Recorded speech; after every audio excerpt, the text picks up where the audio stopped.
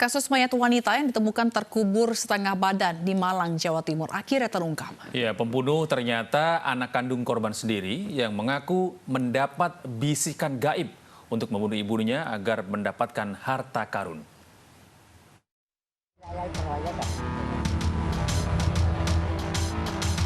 Misteri mayat wanita yang terkubur setengah badan di Sumber Pucung, Kabupaten Malang, Jawa Timur akhirnya terungkap.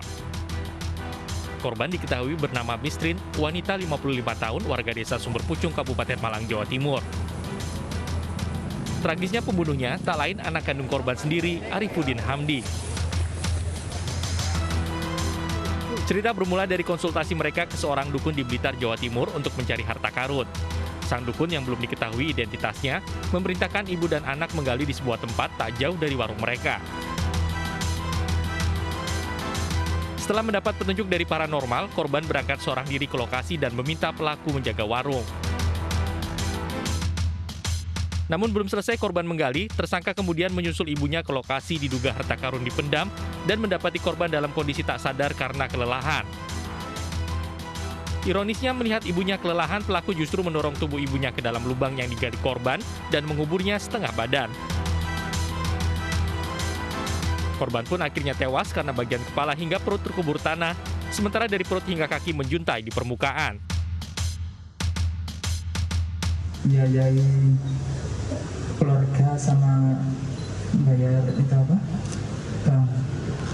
Sama tukangnya tadi. Apa? Unit barangnya apa? Uang atau barang? Berlian, Pak. Berlian? Iya. Dapat? Udah? Enggak dapat. Belum? Belum. Pembunuhan terjadi 2 minggu sebelum jasad korban ditemukan. Polisi menjerat pelaku dengan pasal pembunuhan berencana. Kalau dari tersangka itu si korban sudah dalam keadaan pusing-pusing, tidak sadarkan sendiri. Nah setelah itulah tersangka ini merasa mendapat bisikan dari mungkin dari apa? Dari alam gaib ataupun dari roh halus yang menyatakan bahwa dia harus mendorong si korban ke dalam lubang yang telah digali tadi, dengan harapan agar setelah didorong nanti akan keluar harta karunnya.